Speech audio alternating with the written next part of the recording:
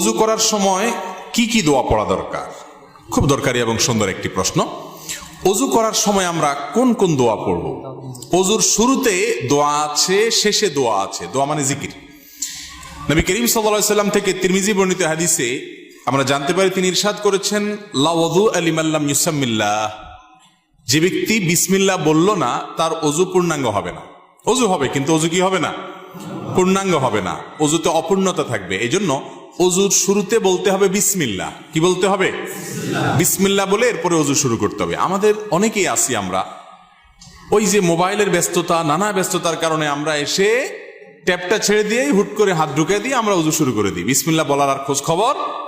অনেক ইমামদের মতে বিসমিল্লাহ না বললে অজুই হবে না। যদিও এটা মুফতাবিহি বা ফতোয়া নাই কথার উপরে, এই কথা চাইতে অজু হয়ে যাবে এটাই সঠিক, কিন্তু অজু যদি বিসমিল্লাহ বলা ছাড়া করেন, মানটা একটু কম হবে, তরকারি লবণের কমের মতো। এটার কোয়ালিটি একটু কম হবে, কোন রকম হলো আর কি। তো কোন রকম হলে তো হবে না। নবী করিম সাল্লাল্লাহু আলাইহি সাল্লাম বলেছেন, অজুর ক্ষেত্রে সব সময় আসবিগুল ওযু, তোমরা অজুকে পূর্ণাঙ্গ রূপে করো। আই আকমিলুল ওযু। অজু কখনো যেন তেন করতে হয় না, ভালোভাবে করতে হয়। এই যে শীতের মৌসুম আসছে, এখন দেখবেন যে অজুতে কত তাড়াহুড়া মানুষ করতে পারে। গরমের সময় দেখবেন অজুখানা সিরিয়াল লেগে থাকে, আর শীতের সময় অজুখানা সব সিটগুলো খালি। কারণ আসরের অজু দিয়া এশা পার করার বুদ্ধি। অথচ এরকম চাপাচাপি করে অজু ধরে রাখা ঠিক না, স্বাস্থ্যের জন্য ক্ষতিকর, আমলের জন্য ক্ষতিকর। এই জন্য ওয়াইলুল আকাবিনান নার হাদিসে আসছে, পায়ের গিরা, গোড়ালি, এই যে চিপা চাপা আঙ্গুলের শুকনা থাকে, এগুলো বিশেষ করে শীতের সময়, অন্য সময় তো বটেই, শীতের সময় বিশেষভাবে এগুলোকে যত্ন সহকারে ধুইতে হয়। যাই হোক, তো অজুর শুরুতে বিসমিল্লাহ বলতে হবে। কি বলতে হবে? বিসমিল্লাহ। এটা হলো প্রথম অজুর শুরুর জিকির।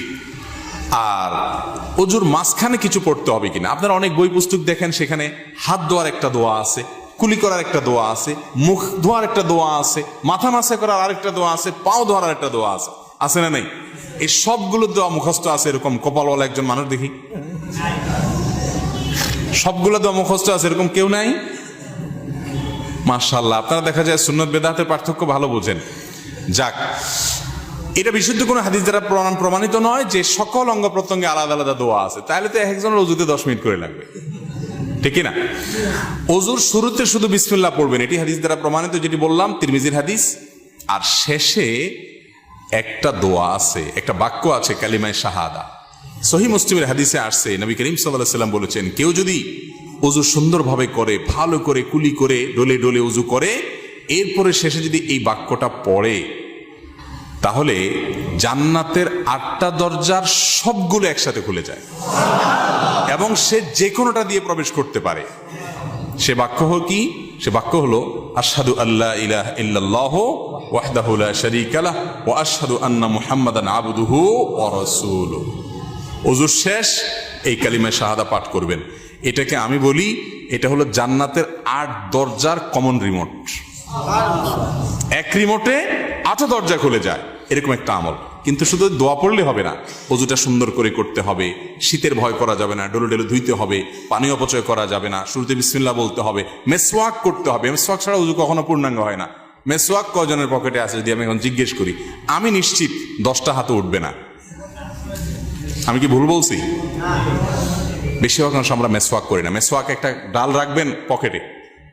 আমি চেষ্টা করি আমার পরিবারের সকল সদস্যদেরকে মেসওয়াকে অভ্যস্ত করতে। মেসওয়াকের মাধ্যমে ঈমান তাজা হয়, ঈমান তাজা হয়, এর সাথে ব্রেইনের নার্ভের সম্পর্ক, ঈমান তাজা হয়। মেসওয়াক করবেন।